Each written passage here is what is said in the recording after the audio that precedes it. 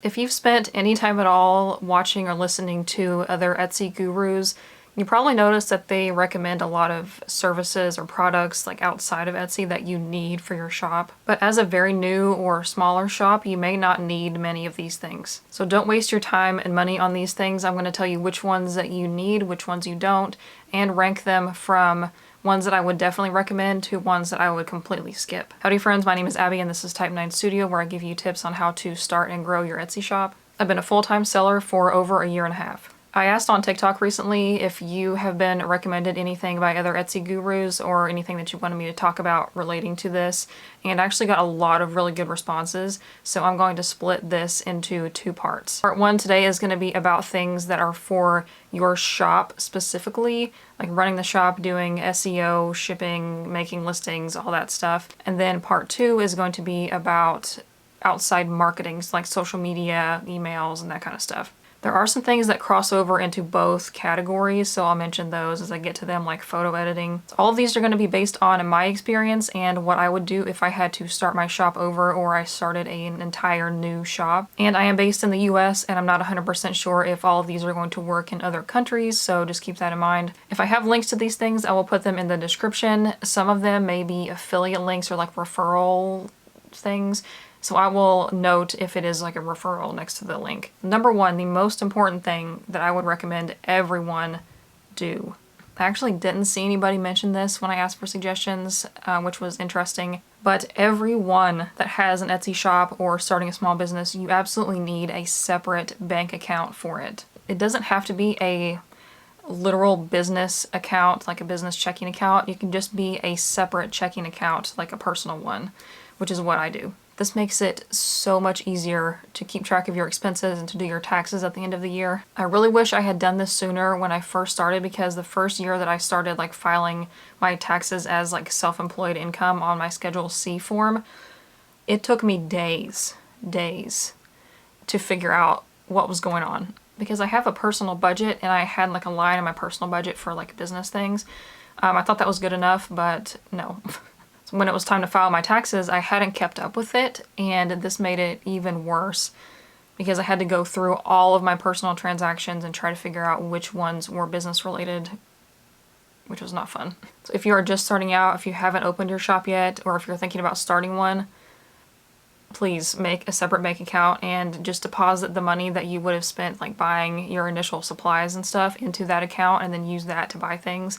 And then as you make sales and stuff, you can just keep using that money and you don't have to keep dipping into your personal account. It was actually pretty easy for me to make a new account through my bank. I just had to sign up online and they sent me a card in the mail and I didn't have to really talk to anybody or anything, so that was nice.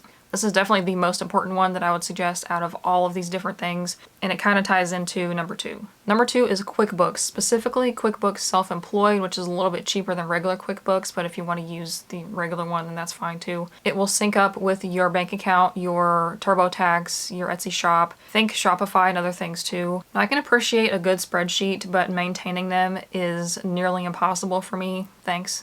ADHD. QuickBooks does a lot of stuff automatically. You can set it to categorize certain transactions as business expenses. So for example, all of the transactions that come out of my business checking account that are from like Joann's are automatically marked as materials. And it categorizes them by things that are actually listed on the Schedule C, which is really important. So the Schedule C form, if you didn't know what that was, it is the tax form that you'll file if you're self-employed. Whereas if you have like a day job where you get paid by an employer, you'd have a W-2. Self-employed people file Schedule C. The QuickBooks app is really easy to use. You can categorize your transactions on it. You can track your mileage. My favorite part of using QuickBooks is that it tells me the estimated amount that I should pay in my quarterly tax payments, which is always a fun guessing game. I would definitely recommend a QuickBooks Self-Employed even if you are just starting out and not really making a profit or anything yet, because you can report a loss on your income taxes. And it's also good to see exactly where your money is going and how much you're bringing in, how much is going out, all that stuff.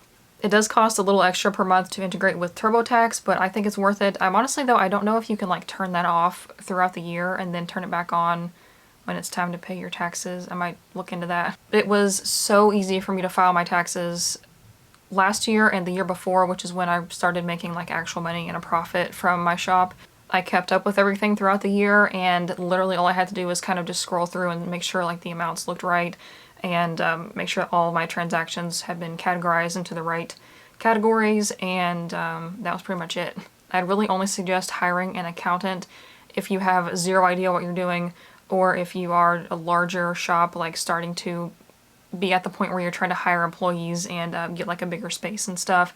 That would like free up your time a little bit to hire an accountant. If you haven't already started using QuickBooks, you can sign up through Etsy. If you click on the integrations tab in your shop manager, it's in there in like the finances section. And you get an introductory discount. I believe it's like half off for the first year or something like that. So I wouldn't say that specifically QuickBooks itself is absolutely necessary for every single Etsy shop. Just some kind of accounting system is necessary. So that could be a similar like accounting program or even like a spreadsheet. I just find QuickBooks really, really easy, and it is so widely used that if you have questions or problems with it, you can easily Google whatever problem you're having, and there's a bunch of tutorials about it. Number three, my next recommendation is going to be CANVA or some other kind of photo editing, graphic design software. I personally use CANVA literally every day for something or other in my business. I use it for both my shop and for social media, so I'll get into the social media part of it in the next video, but for this one I'll talk about how I use it for my actual shop. So I use it to edit and resize my listing photos. I made my shop banner, my business cards, my banner that I use at craft shows, the paper tags that I put on my products, my packing slips, and probably a bunch of other stuff that I'm not even thinking about right now. And if you sell digital products, you can create them all in Canva as well. You can do a lot with the free version of Canva, but I think the pro version is worth every penny, especially if you use it as often as I do. You get a lot of extra features with the pro version, like stock photos, the magic resizing, which is a godsend. You get extra storage space, an automatic background remover, which I use every day as well. You can make and save your own templates. You can save your brand kit, which would be like your fonts and colors and logo and things. A whole bunch of different stuff. The only problem with Canva for your business is you have to be careful about licensing, because certain things you can use for commercial purposes and certain things you cannot.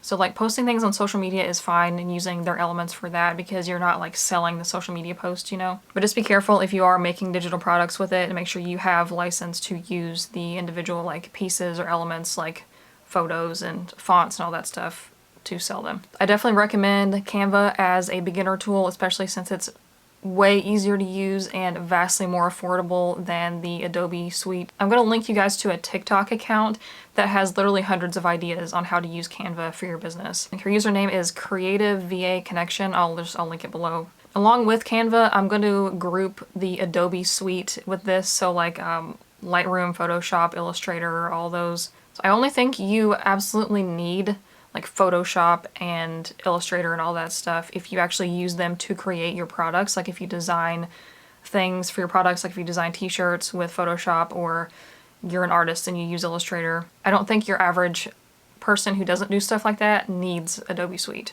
to be honest. There are lots of alternatives and like open source software that you can use as substitutes for Adobe products. If you just search alternatives to Photoshop or alternatives to Illustrator, it'll come up with a whole bunch of things like PicMonkey or GIMP are two big ones. And if you want to use the Lightroom, which is really helpful, and it's actually a lot better than like the color correction and stuff on Canva, the Lightroom app is free for mobile devices. So Canva, yes, I would definitely recommend for everyone. Adobe Suite, like Photoshop and all that, only if you use it to make your products and you know how to use it already. I'm not saying never use it though. Like if you want to learn how to use it at some point and start using that instead of Canva, then go for it. But it's just if you're just starting out, you have a lot to learn already. Like I can't imagine trying to learn how to grow an Etsy shop and then also trying to learn Photoshop at the same time. So a few people mentioned business cards and how some people say you absolutely need business cards and then some people say you absolutely don't. So for number 4, I'm going to go with a business card or business card alternative. I think in this era of like small business, especially with small business TikTok, packaging expectations are blown completely out of proportion. You do not need like fancy over the top packaging at all, but your packaging should be more professional and less like a middle school art project. So some people like receiving business cards and some people don't. I personally throw them away because I have a tendency to hoard things as it is, so the less clutter I have, the better. But I have a couple suggestions for alternatives, and this could be an entirely separate video as well. First thing I would suggest would be a logo sticker. Possibly a magnet with your logo on it, but those are a little bit more expensive. But what I use for my shop is a postcard. So I went on Canva and made a 4x6 postcard and had those printed out with the other side blank. So the front is a thank you for your order kind of message, and then my social media handles, a brief description about my shop, and then the back is blank so I can print my packing slip on it. So it's multi-purpose, it's both a packing slip and a business card, and that's less waste, which is very important for my shop. I would also suggest adding a QR code so your customer can easily scan and find your shop and social media. So number 5, the next most important thing I think is a printer, but not just any printer, a label printer. Hear me out, okay? I see so many people that are afraid to invest in a label printer. Please do not waste your money by buying postage at the post office, especially if you're in the US. You can buy postage through Etsy even for envelopes. A thermal label printer is going to save you so much time and money because you can just print the labels at home. You don't have to wait in line at the post office for them to like type each one in and weigh and all that stuff. You can just print them off at home, slap them on the package, and drop off the packages.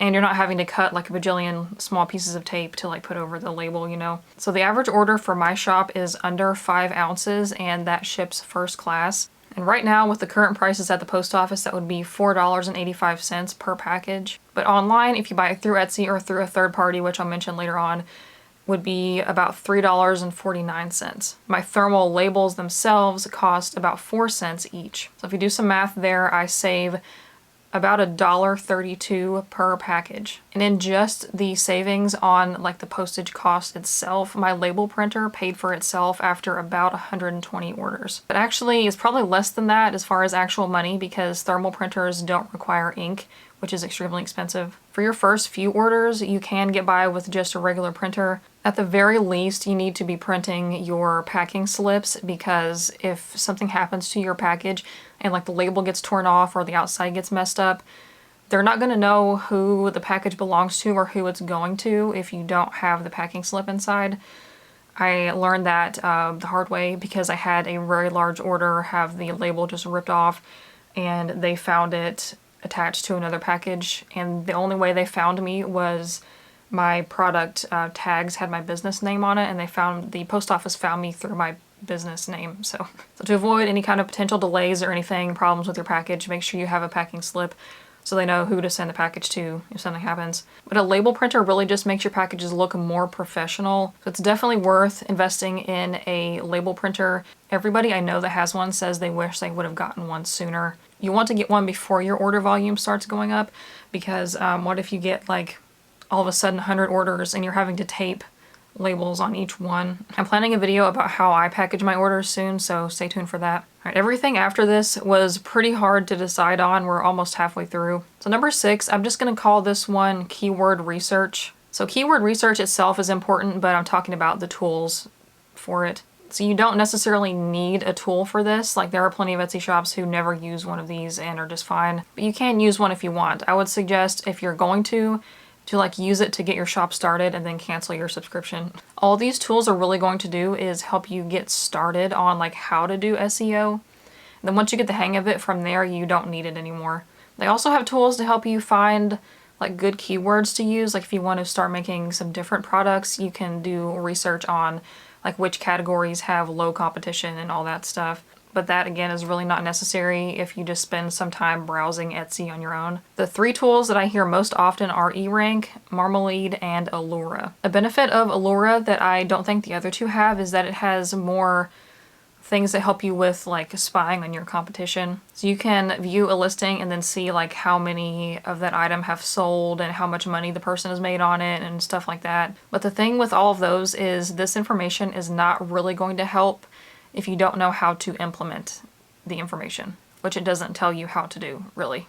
So I'm calling all of these Allura, eRank, Marmalade, whatever other ones are out there, just optional. The only one I've used is eRank, and it is interesting to like look around at it and see where my stats are and all that stuff because it shows you more kind of more detailed information than Etsy Analytics does, but it's not really necessary information, you know.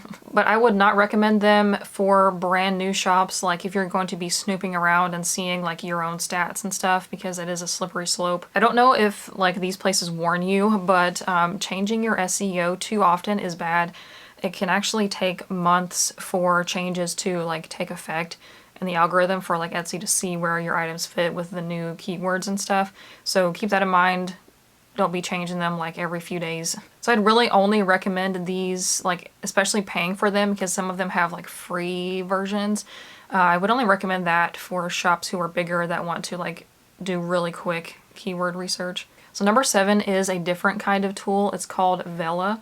VELA is basically one big bulk editor for your listings. You can bulk edit some things on Etsy, like you can add things to your title or add things to like the beginning of your description, but you can't bulk edit like within the description, or add photos, which you can add photos and stuff on VELA. It's great. If you have a lot of listings and you want to do some updates on your SEO, or you need to add something to the description, like a disclaimer about something or whatever it is, or if you have a photo that you want to add to like all of your listings, VELA is the way to go for that. And the best part is it's completely free. I didn't put this higher up on the list because I don't think it's entirely essential for every shop, especially if you don't have too many listings. But it is definitely a time saver if you do need to edit a lot of things at once. Again, like I said with the last one, just make sure that you're not updating things too often. Number 8 is a shipping platform, like a third-party shipping service. In my opinion, there's nothing wrong with using Etsy to buy your postage, your shipping labels, but once you start getting a significant amount of orders, it is beneficial to use a third-party service. So I have used Pirate Ship and ShipStation, which I actually still use both. I'll explain why I use both in a minute. The main reason that I like using a separate platform for shipping is that it makes my budgeting easier, because when you buy postage through Etsy itself, it just comes out of your like payment account budget, so you only see like the net amount of like what you're paid, and then minus the shipping and the fees and all that stuff.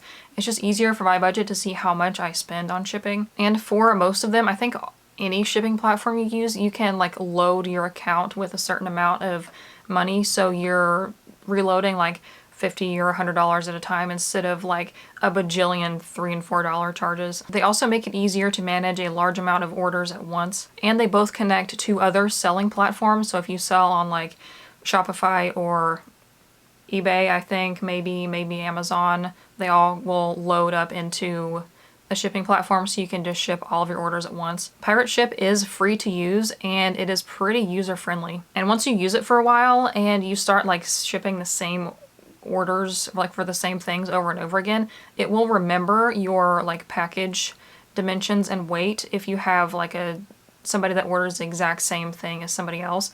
So like for a lot of my products, if it's just one thing, then it automatically knows what my package size and weight is going to be. That is pretty helpful. It saves me quite a bit of time. So I use Pirate Ship to actually buy postage and ship my orders, and then I use ShipStation for my packing slips. That is not necessary at all, but it solves a unique problem that I have. ShipStation also lets you print a pick list, which is amazing. So if you have multiple orders, you can select all the orders and then have it print a pick list. And what that is it will condense the orders and tell you exactly how many of each item that you need to fulfill all of those orders. So instead of like trying to say, okay, this order has this thing, this order also has this thing and another thing, it'll just tell you you need like 5 of this, 2 of that, 1 of that. It's great. But aside from that, I cannot use Pirate Ship to print my packing slips, because when you print your postage, it only lets you print the shipping label and the packing slip like in the same document, which doesn't work for me because I print my shipping labels on the label printer and the packing slips on a normal printer, so that is a pain to try to separate them. And if you print packing slips from Etsy, they don't fit on a 4x6 postcard like I mentioned I used earlier. And I don't like the Etsy packing slips. There's just so much wasted space on them because it has that like banner thing at the bottom. But the reason I don't use ShipStation for everything is because it costs money per month. So the base level ShipStation is $9 a month, but that only lets you ship 50 orders per month, which is not enough for what I need most of the time. And I think if you ship over 50 orders, it's like $29, which is a significant difference. So the combination of the two just works pretty well for me, and I would gladly pay the $9 a month for that pick list feature. You can also track inventory with ShipStation, which I have tried. It's just really complicated to me. I don't know if it's just me, because ShipStation itself is not as like user friendly. Like it doesn't have a nice pretty interface like Pirate Ship does. But just how you have to load the products into ShipStation is in like a CSV format, which I know what that is, but it's really complicated. And then if you start tracking your inventory with it, it won't let you ship if it thinks you're out of stock of something. So I don't mess with it. With all of my problems out of the way, the bottom line with a shipping service is I would definitely recommend if you are getting a significant amount of orders, like more than 1 or 2 a day. But they're not a necessity at all. Like I'm sure some bigger shops don't use other services, they just use Etsy, and it's totally fine. Especially for smaller shops or newer shops, I would recommend Pirate Ship over ShipStation because it is easier to use and it's free.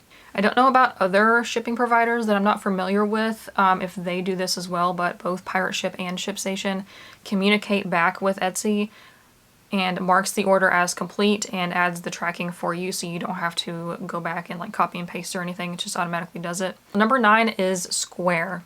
This is kind of in the middle because you may need this or you may not. Square is a payment processing platform, and they let you take in-person payments through their card reader things. You can also send invoices through email with Square. If you're selling strictly on Etsy, then you don't need Square at all. But if you do or are planning to do craft shows, pop-ups, if you're going to do wholesale and need to send invoices, or if you want to sell things like off of Etsy, like on Instagram or Facebook or something through DMs, then Square is a good option. It's free to use, but you do have to pay for the card reader thing, and it's pretty cheap. I want to say it's less than 15 bucks for the card reader. If you do a lot of in-person things, they also have those like tablet looking card reader things. Just a word of caution about using Square if you have an Etsy shop.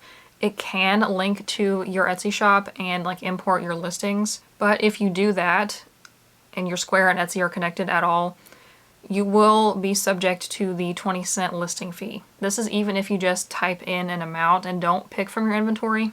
I actually chose to do that when I did my very first craft show when I was like first getting started, and it helped to like boost my sales count a little bit because it did count as a sale. But it was kind of annoying to have to like scroll through all of the products to pick which one the customer had, and then I brought some things that weren't in my Etsy inventory, so I had to manually type those in. So if you want to use Square, I highly suggest to not do it through Etsy. Just make it totally separate. You can sign up through Square directly. I actually have my referral link that I'll put in the description box. If you sign up for Square with my link, we both get free like processing fees for a few months. I can't remember exactly how much it is, but I will have that in the description. Even though that does boost your sales count to have Square and Etsy linked up, I don't think it's worth it, honestly. So number 10, Etsy ads. This is lower on the list because I think it is beneficial to some. I mentioned Etsy ads in my last video, and I am still planning to do a separate dedicated video about that. But I would only recommend using Etsy ads if you are starting to get sales on your own. And maybe you have a couple items that are selling pretty well by themselves. But I would not recommend Etsy ads to a new shop, somebody that's just starting, or if you have a really low conversion rate, like less than 1%. Because like I said in the last video, Etsy ads only guarantee views. They do not guarantee sales. So you have to figure out how to make your views convert into sales before you start throwing money at ads, because they're not going to help if you don't already have that down, which I am also planning a video about. Just as an example, in my shop, I am a full-time seller, and I have over 180 listings in my shop, and only about 10 of them are worth running ads on, or that I get a decent return from ads on. So people that are getting results from ads are not advertising every single listing. I said I didn't want this video to be an hour long, and we're already at an hour of footage, so that's great. Number 11 is Etsy Plus. This is an upgraded subscription to Etsy that costs $10 a month, and it has a small few benefits, like you get some ad credits, some listing credits, and features like more pictures in your shop, restock requests, and a few other things. I don't personally use Etsy Plus, and I have seen very, very few shops that actually do. I definitely would not suggest Etsy Plus to a new shop because the benefits are not going to be worth $10. I would only suggest Etsy Plus as a possibility if you are a bigger shop and want the restock request feature.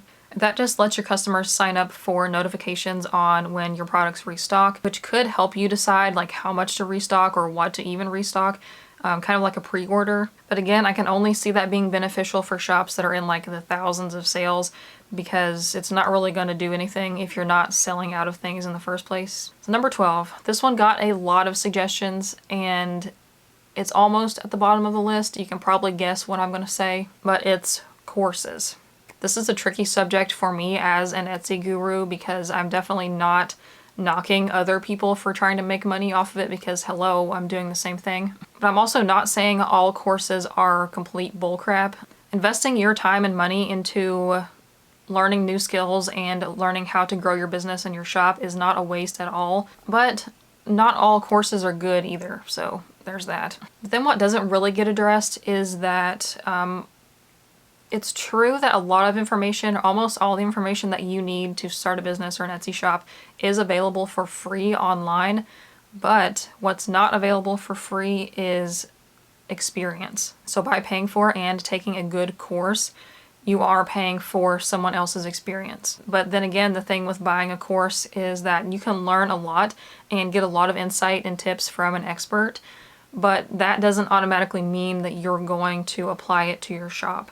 You can take a course from whoever is the #1 top selling shop on Etsy. I think it's Planner Kate. They probably don't even do a course, I don't know. But they're going to be selling their experience, which isn't always going to line up with yours. There isn't one singular strategy or like magic formula that's going to work for every single person in every single Etsy shop. So I am not saying to never ever take a course, but just if you do, be mindful of who is leading the course, who made it, and how you can integrate their experience and make it fit with your shop and your lifestyle. I'm not sure where to put this one. I think it kind of falls into the courses thing, but it's like tools that are sold by Etsy gurus, like spreadsheets and planner things and stuff like that. Just like with the courses, if you think that they're going to be beneficial for you and you trust the person that is supplying them, then go for it. And I did not mention, I'm not a tax expert, so I'm not saying this is tax advice, but business education is potentially a tax write-off, just so you know. One thing that I saw mentioned a lot in your comments on my TikTok video was Paper and Spark. So she's a CPA and an Etsy blogger, and a lot of you guys said that her products and information have really helped you with your shops, which is awesome. So I will leave a link to her site below so you can see if they're right for you. But I had never heard of her or her site before you guys mentioned her in my comments, so I obviously haven't tried anything myself, so I can't personally vouch for them. I am intrigued by her inventory spreadsheet, but the thought of trying to redo mine and like redo it with a new system with everything else that I've got going on is making my eye twitch, so maybe later. And I do want to get into like making tools and stuff for you, but I can guarantee you right here, right now, it is not going to be anything finance related. So there is no conflict of interest here with me recommending her stuff. All right, last and definitely least, we have another Etsy feature, Etsy Pattern. I mentioned Pattern in my last video as well, but if you haven't heard of it, it's basically an extension of Etsy that looks like your own website. The monthly fee for having a pattern site is pretty low, but I have not used Pattern myself or set one up or anything, but just from the ones that I've seen from other people, they don't look like they're customizable at all beyond like changing the background color and using a different font for the text on your like listing titles. So I would not waste your time or money on Pattern. If you want to branch out and have your own presence outside of Etsy, then I would go with Shopify. Shopify is a lot more customizable. You can do a lot more things with it. It looks way more professional, and you're not at risk of it being shut down by Etsy because you own your Shopify website, whereas Etsy owns your shop. So basically, if you want to expand, don't put all of your eggs in one basket. I know if you follow me on TikTok, I can seem like a Shopify hater at times, but Shopify does have a time and place, and this specifically is the time and place for Shopify, in my opinion. If you've built a following on social media and on Etsy and you have some customers already and you want to grow your shop, do more things that you can't do on Etsy, then I would highly recommend to use Shopify as well. Or WooCommerce. WooCommerce is probably preferable to Shopify for certain reasons. Like it has better opportunities to do SEO or to get found in Google search, where Shopify is not really easy to get found in Google search. But WooCommerce is so much more difficult to set up than Shopify because WooCommerce runs off of WordPress, and I have set up a blog on WordPress and I'm working on a second one now for Type 9 Studio. It's not easy. Like, I would not recommend it if you are impatient or don't have time to learn a lot of new things. When I do decide to expand back onto my own website again, I would probably wait until I can hire a developer if I choose to do WooCommerce, because I don't want to deal with that. So those were some things that you do or don't need for your Etsy shop, in my opinion. This was way longer than I wanted it to be, but I hope it was helpful. Let me know if you disagree or if you think some of these things that I said you don't need, if you think you actually do need them, or if there are some things that I said you need that you think you don't need. So let me know in the comments. Everybody is going to be different. Everybody is going to like different things. If you look on the integrations tab of Etsy, there are so many websites and things that integrate with Etsy that I have never even heard of or heard anybody mention whatsoever. Stay tuned for part 2, which is going to be all about the things that you do and don't need for social media and marketing. If it's posted by the time you're watching this, I will link to it below. If you've watched this whole video and you haven't subscribed or clicked the like button yet, you might as well. Apparently YouTube likes it more when you click the like button later in the video instead of right when you do it. I mean, if you already did, it's fine. Don't unlike it and like it again, but next time. For more Etsy tips, you can follow me on Instagram and TikTok at Type 9 Studio as well. I also have a Ko-Fi page I just set up if you want to support me on there. That is where I will be offering shop reviews once I'm ready for those. Almost there. That's it for me today. I'll see you in the next video and in the comments. Goodbye.